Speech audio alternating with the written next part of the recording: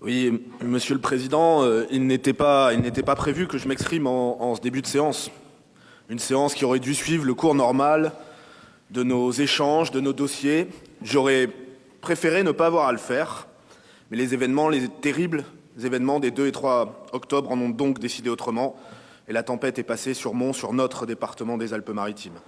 Alors si je suis, vous le savez, un Niçois de la ville, un Niçois du littoral, je suis, comme tous les Niçois aussi, particulièrement attaché à nos vallées. Tous, nous y avons des attaches, de la famille, des amis, des souvenirs. Alors bien sûr, et c'est normal, d'ici quelques minutes, quelques heures, nos débats, nos joutes, nos désaccords et même nos affrontements reprendront leur droit dans cet hémicycle. Et je crois que cette journée n'en manquera pas. Mais au moins, je pense que pendant quelques instants, je pense que nous serons tous d'accord pour penser en effet ensemble aux familles qui ont tout perdu, qui ont vu parfois leur maison elle-même arrachée au sol, engloutie, et avec une partie de leur vie, une partie de leurs souvenirs. Je pense que nous serons tous d'accord aussi pour penser à ceux qui pleurent, qui cherchent encore les disparus. Je pense que nous serons tous d'accord pour penser aussi à ces 2 visages du drame, Léopold et Josette, emportés avec leur maison à Roquebillière, ensemble jusqu'au bout, jusqu'à la fin. Je pense que nous serons tous d'accord pour penser au dévouement de nos secours, des gendarmes, des militaires et bien sûr des pompiers. Un dévouement parfois jusqu'au sacrifice. Et je veux rendre ici un hommage au capitaine Bruno Colubert et avoir une pensée particulière pour sa famille, ses proches, mais aussi pour tous ses camarades, alors qu'un autre pompier est toujours porté disparu.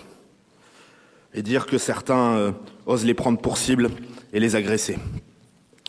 Je pense que nous serons tous d'accord pour penser à tous les agents, à tous les bénévoles, à toutes les entreprises privées aussi, mobilisées, engagées, directement sur place ou à travers les nombreuses actions de solidarité mises en place un peu partout, sur tout notre territoire. Et nous serons alors tous d'accord bien sûr, pour voter ce plan de solidarité que vous nous proposez. Alors il y aurait sans doute à redire sur tel ou tel point ou telle virgule. Mais au fond, je vous le dis, nous n'en avons ni le goût, ni l'envie, alors aidons-les et vite.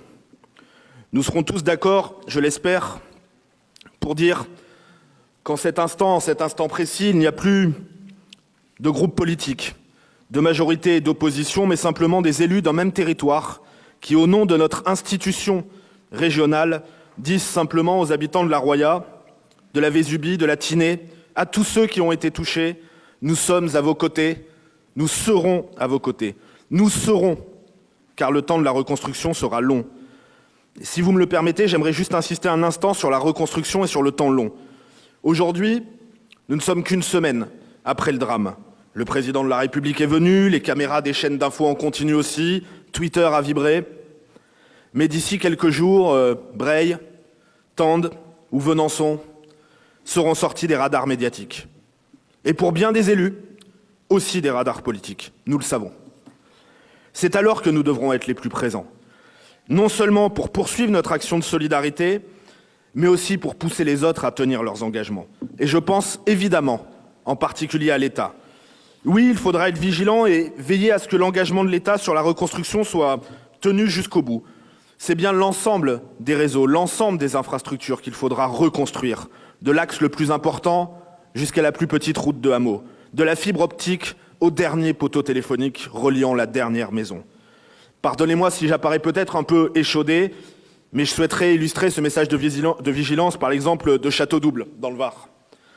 Cela fait 10 ans, là aussi à la suite d'inondations dramatiques, que les habitants de ce village attendent un retour à la normale, qu'ils attendent enfin la réouverture d'un accès direct vers Draguignan, qu'ils attendent qu'une route effondrée, là aussi, dans les gorges de Château-Double, soit reconstruite.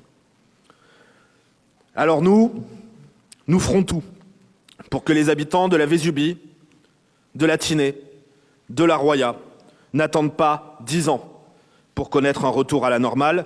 Et cela, c'est en partie le rôle de notre région. Alors montrons-nous à la hauteur collectivement. Merci.